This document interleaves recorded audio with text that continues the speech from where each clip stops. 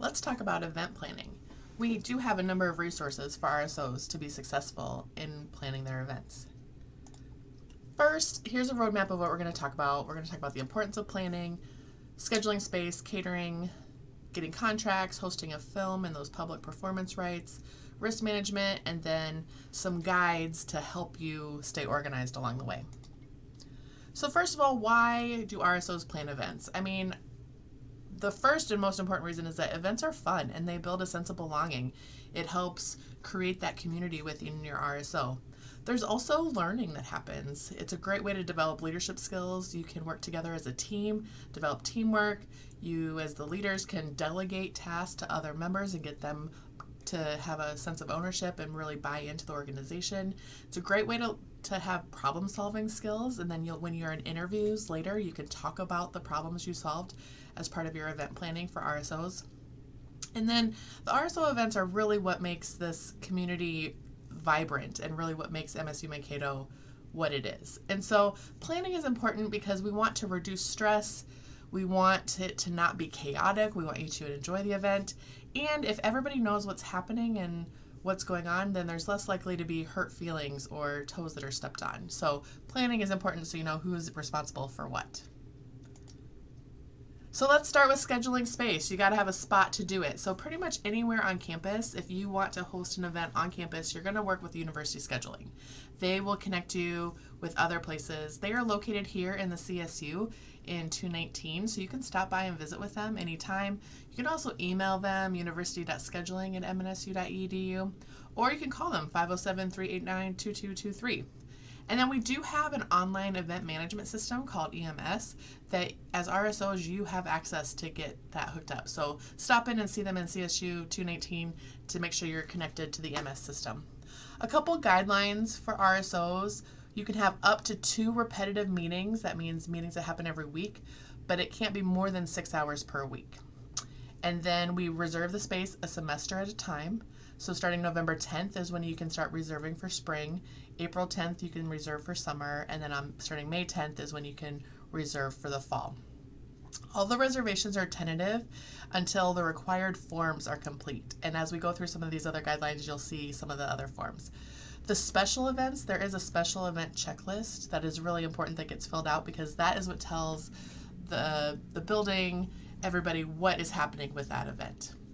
And then when you think about fees and RSOs, for a basic room setup, there is no fee for an RSO to schedule a space. We want to make sure that we're supporting and building the community that is, and so we don't charge fees for rooms. Now, you could get a fee if there is a tech practice that has to happen, if you have really advanced audiovisual needs, if a room that isn't normally rearranged, if there's moving of furniture or a lot of equipment.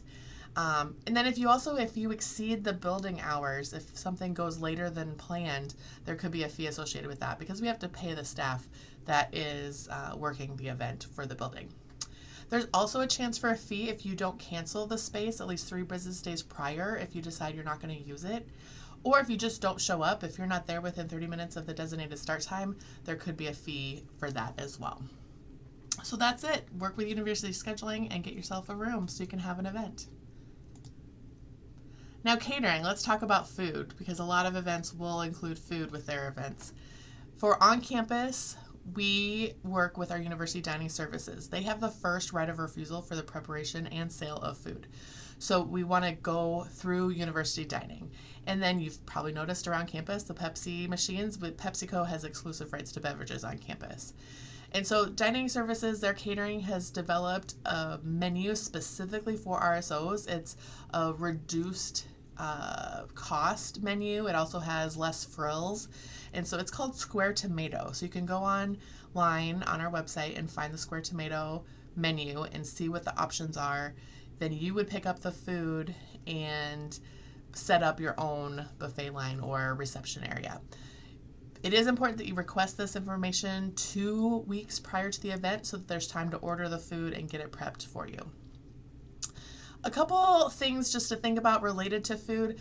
So if your RSO is having a closed meeting that is for your members only, it is not open to the campus or the community, there is a way to do just a $75 bring your own things. There's more information online. Just know that exists. Also, potlucks. If you're doing a potluck, that can be okay as well. There is a form for potluck, so you'll want to make sure that potluck form is filled out ahead of time. If you want to grill on campus, there is a form where you can request grilling, and then you can work with our University Dining Services to make that happen. And then there's also an opportunity that's called student development dining. So maybe you want to get some of the students in your RSO into the kitchen with our University Dining Services chefs and build the meal together. There is a way to do that. So again, all of this you would work through University Dining Services and work with the catering office. Now you're bringing a speaker or an entertainer. I think it's important to know that RSO officers cannot sign contracts. Even your RSO advisor cannot sign a contract. So if a payment is going to be made to a speaker or an entertainer, we have to work with the contracts office. The contract coordinator on campus is Diane Huddle, and she writes the contracts for all of campus. So with that in mind, a minimum of 1 month in advance is required so that we can start drafting that contract and make sure that we hit all the deadlines in place. Hosting a film is a popular option for RSOs. It's important to know that you must pay for public performance rights for any movie, film, or TV show that is not shown in a class time in the scheduled room. So classes can get away with hosting films for their class at the normal class time in the normally scheduled room. There is an educational purpose that allows that to happen. But RSOs, even if you're going to have a discussion around it, even if it's a really educational focused film, we need to be paying for those public performance rights. A lot of people went into making that movie and they deserve to be compensated for the work that they put in. And so the cost for that range from $250 to $1,000 per film. It just depends on the film and sort of how old it is, that kind of thing, who owns the rights. The documentary costs could be free, or they could be up to like $500. And so there might be some documentaries out there that would be free for you to use. So I think the most important thing here is if you want to show a movie for your RSO, you just need to ask some questions and work with some people, and it's probably going to cost some money. So if you want to do that, go ahead and first reserve your space, and then you can look through the policies. This is all on our website, links and everything. And then here in Student Activities, we can help you secure the film licensing. We have contacts with Swank, which is where a lot of the movie rights are owned. Bill is a really great resource for that, but anybody in Student Activities could be a resource for you. Now, risk management. Let's think about this. Sometimes what we do is a little risky, and so RSOs need to balance the goal of providing fun, engaging opportunities with the goal of keeping the campus community safe. And so a couple things that RSOs you can do is, as you're in that event planning process, consider what are the potential risks, and is there a way for us to reduce those risks? You know, if we're going to have things that happen, but do you need to provide safety goggles? And then that will reduce the risk of the event. Do we need to make sure that life jackets are a part of it? Whatever we can do to mitigate the risk is important for us to think about as event planners. And then there are going to be risks that happen. And so inform your participants of what risks might be coming along with the activity that they are participating in. And one of the best ways to do that is to have them sign a risk or liability form. And that form can outline a couple things that, you know, might be risky and things for them to think about and make sure that they're being safe about. We do have an assumption of risk liability template that you can use.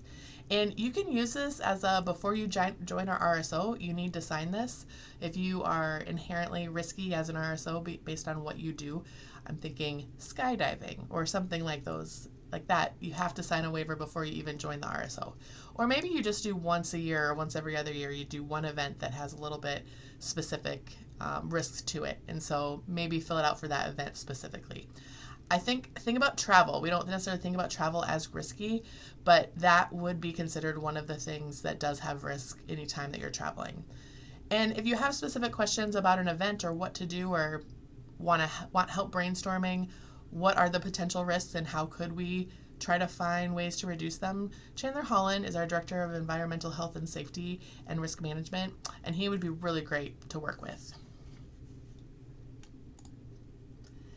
And then the Maverick Involvement Team, we're here really to support you. We have a number of guides and checklists that we've put together, or others on campus have put together, to help guide you through this process. So I'm going to exit out of this just a second and pop into each of these. So first we have the event proposal guide, and it is really a worksheet where you can think through a bunch of different questions that help you plan the event.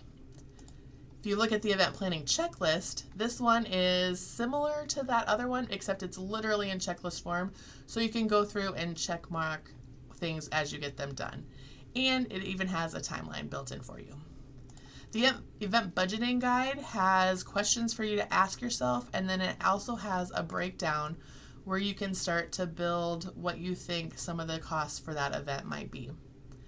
And then if you are a KIC connected RSO, there are opportunities to do signature nights versus non-signature nights related to the Kearney International Center. And so they have also put a guide together to help you distinguish between those two and understand some components that might have to happen.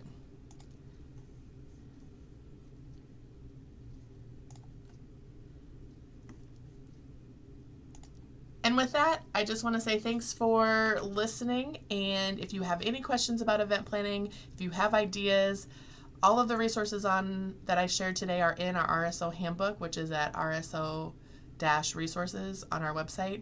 And you can always stop by and talk with someone in the Maverick Involvement Team. We are here to help.